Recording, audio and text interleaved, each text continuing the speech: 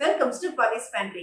இன்னைக்கு நம்ம பார்க்க போறது எப்படி சிம்பிளா சமைக்கவே தெரியாதவங்க இப்படி ஒரு ஸ்டைல மஷ்ரூம் பிரியாணி செய்யறது அப்படின்னு நாங்க பார்க்க போறோம். இப்பதான் என்னோட சேனல் நீங்க ஃபர்ஸ்ட் டைம் பாக்குறதா இருந்தா என்னோட சேனலை சப்ஸ்கிரைப் பண்ணிக்கோங்க, பக்கத்துல இருக்க பெல் ஐக்கானும் கிளிக் பண்ணிக்கோங்க. அப்பதான் அடுத்தடுத்த இன்ட்ரெஸ்டிங்கான வீடியோஸும் மிஸ் பண்ணாம இருக்கிறதுக்கு.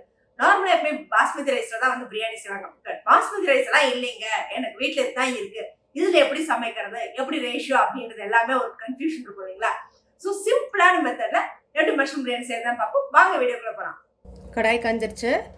ஒரு 6லேருந்து 7 ஸ்பூன் எண்ணெய் ஊற்றிக்கலாம். இப்போது எண்ணெய் நல்லா காஞ்சிருச்சு, தாளிக்க ஆரம்பிப்போம் மஷ்ரூம் பிரியாணிக்கு. ஃபஸ்ட்டு நான் 4 லவங்கம் எடுத்திருக்கேன். உங்களுக்கு எவ்வளோ லவங்கம் வேணுமோ அவ்வளோ ஆட் பண்ணிக்கோங்க. ரொம்ப ஆட் பண்ணிங்கன்னா ஸ்மெல் நல்லா இருக்காது. லவங்கம், 2 துண்டு பட்டை, மராட்டி மொக்கு ஒரு 5, அன்னாசிப்பூ 1, 3 சின்ன ஏலக்காய், கொஞ்சம் சோம்பு. இதெல்லாத்தையும் ஃபஸ்ட்டு போட்டு நல்லா வணக்கிடலாம். ஏன்னா மஷ்ரூம் பிரியாணிக்கு மெயின் இதே இதுதான். இப்போது நறுக்கி வச்சுருக்க 4 பச்சை மிளகா ஆட் பண்ணிடுறோம்.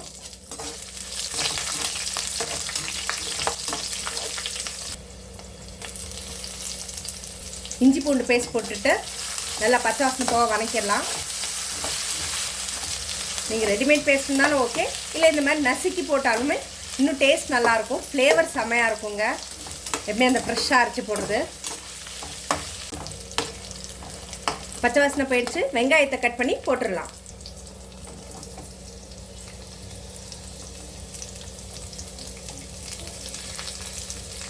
போடு மாதிரி இந்த மாதிரி நல்லா உதுத்து விட்டு மாதிரி போட்டுக்கோங்க. அப்போ தான் பிரியாணியில் வந்து நல்லா வெங்காயம் சீக்கிரமாக வேகும்.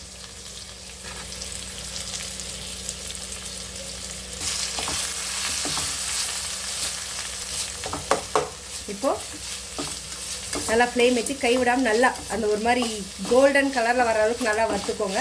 அதுக்காக தீஞ்சிடக்கூடாது.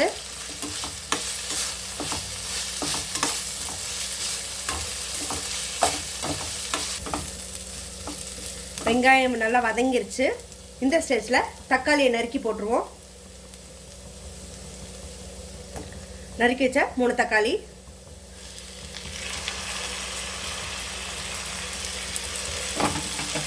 மஷ்ரூம் பிரியாணிக்கு தக்காளி நிறைய ஆட் பண்ணாதீங்க, எல்லாம் அது வந்து டேஸ்ட் வந்து தக்காளி சாதம் மாதிரி ஆகிடும். ஸோ லிமிட்டடாக ஆட் பண்ணிக்கோங்க. ஒரு டம்ளருக்கு 1லேருந்து 1.5 இருந்தால் போதும். பெரிய பழமாக இருந்தால் 1 போட்டுக்கோங்க, சின்ன பழம் வந்து 1.5 பழம். நான் இப்போ 2 டம்ளர் எடுத்துருக்க ரைஸு, அதுக்கு தான் ஏற்ற மாதிரி தான் நான் போட்டிருக்கேன்.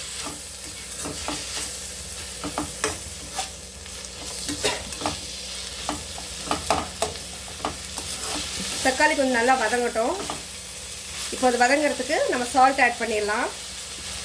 நான் கல்லுப்பு தான் போடுறேன். உங்களுக்கு தூள் உப்பு வேணுமோ எண்ணெய் உப்பு யூஸ் பண்ணுங்க, அதை யூஸ் பண்ணிக்கோங்க. பார்த்து அளவாக யூஸ் பண்ணுங்கள்.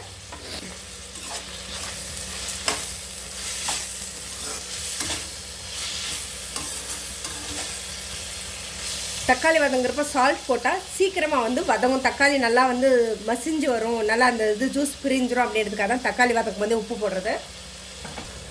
தக்காளி இப்போ மூடி வச்சிரும். ஒரு 5 to 10 minutes நல்லா கொஞ்சம் மீடியம் இதிலே வந்து நல்லா வதங்கட்டும். அது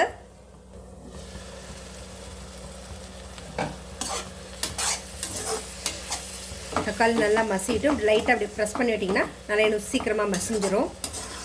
நல்லா மசிஞ்சு அப்படியே அந்த எண்ணெயை வந்து பிரிஞ்சு வரணும். அப்போ தான் வந்து அந்த பிரியாணிக்கு வந்து அந்த டேஸ்ட்டும் சரி ஃப்ளேவரும் வந்து செமையாக இருக்கும்ல. அந்த தக்காளி பச்சையாக இருந்தாவே அந்த சாப்பாடே டேஸ்ட்டே நல்லா இருக்காதுங்க.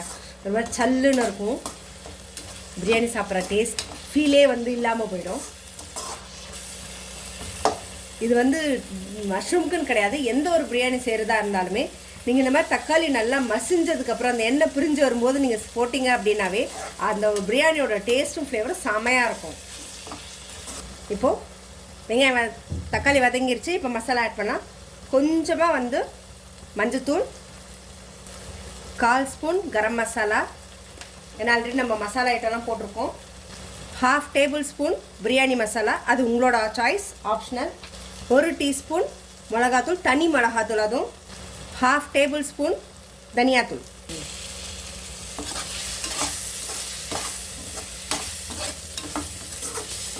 காரத்துக்கு ஏற்ற மாதிரி பார்த்து நீங்கள் தனி மிளகாத்தூள் ஆட் பண்ணிக்கோங்க. ஏன்னா நான் பிரியாணி மசாலாவும் ஆட் பண்ணேன்னா அதுலேயும் காரம் இருக்கும், வீட்டிலே ரெடி பண்ணது தான். அதனால் வந்து அதுலேயும் காரம் இருக்குன்றதுனால நான் வந்து காரம் கம்மியாக தான் போட்டிருக்கேன். நான் பச்சை மிளகாவும் போட்டிருக்கிறதுனால. இல்லை நீங்கள் காரசாரமாக சாப்பிடுவீங்க, எங்களுக்கு காரம்லாம் ஒரு பெரிய விஷயமே இல்லை, நீங்கள் இன்னொரு 1 ஸ்பூன் கூட சேர்த்து ஆட் பண்ணிக்கலாம். மசாலாலாம் நல்லா வதங்கிருச்சு, அந்த பச்சை வாசனை போனதும். இப்போது அடுத்ததாக நம்ம மஷ்ரூம் ஆட் பண்ணிடுவோம். கட் பண்ணியிருக்கிற மஷ்ரூமை இது கூட ஆட் பண்ணிடுவோம்.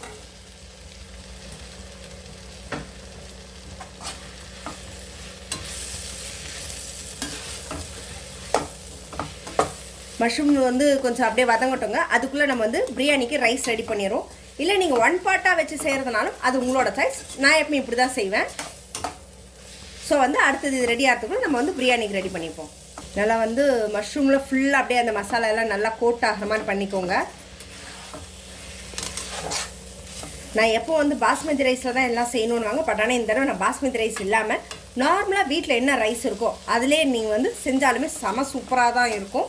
ஸோ அந்த ரைஸ் தான் இன்றைக்கி நான் ப்ரிஃபர் பண்ணி செஞ்சுருக்கேன். ஸோ பாஸ்மதியாக சாப்பிட்டு போர் அடிச்சு போச்சுங்க. இப்போது குக்கரை வச்சுட்டோம், தண்ணி ஊற்றிடுவோம். நான் வந்து நார்மல் புழுங்கல் அரிசி தான் யூஸ் பண்ணுறேன். அதுக்கு 1க்கு 3 டம்ளர் தண்ணி யூஸ் பண்ணோம். மஷ்ரூம்காக எக்ஸ்ட்ரா தண்ணியெல்லாம் எப்போவுமே ஊற்றிடாதீங்க, அது தேவையே கிடையாது. ஏன்னா மஷ்ரூம்லேயே ஆல்ரெடி தண்ணி நல்லாவே இதாகும். ஸோ நீங்கள் 1 டம்ளருக்கு 3 டம்ளர் தண்ணி ஊற்றுற போதும். இல்லை நீங்கள் இது பாஸ்மதி ரைஸ் யூஸ் பண்ணுறீங்க அப்படின்னா ஜஸ்ட்டு தாளிக்கிறதுக்கு முன்னாடி ஒரு 20 மினிட்ஸ் ஊற வச்சிங்கன்னா போதும். ஊற வச்சுட்டு 1க்கு 1.5 டம்ளர் யூஸ் பண்ணுங்கள். இப்போது ஊற வச்சுருக்கிற அரிசியை போட்டுடலாம்.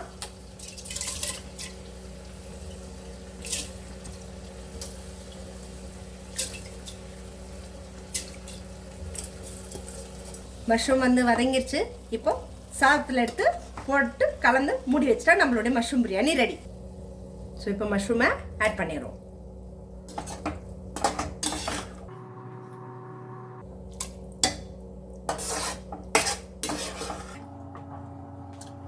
இப்போ இது கூட நறுக்கி வச்சிருக்க புதினாவையும் கொத்தமல்லியும் ஆட் பண்ணிப்போங்க. இல்லை நீங்கள் கடைசியாக தான் ஆட் பண்ணணும்னு விருப்பப்பட்டாலும் அது உங்களோட சாய்ஸ். ஒருத்தருக்கு அந்த பச்சை வாசனையாக இருந்தால் பிடிக்காது. ஸோ அதனால் நான் இப்போயே ஆட் பண்ணிட்டேன்.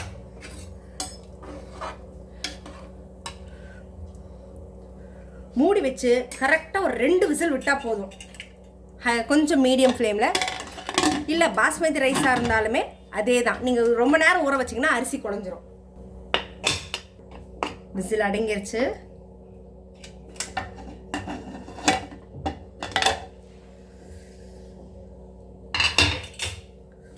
வா, வாசனை செமையாக இருக்குங்க.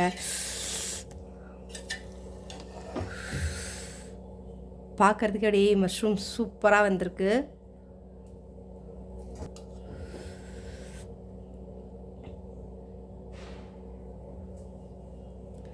நான் வந்து கடையில் போடுற மாதிரி இந்த கலரு அதெல்லாம் எதுவுமே போடல.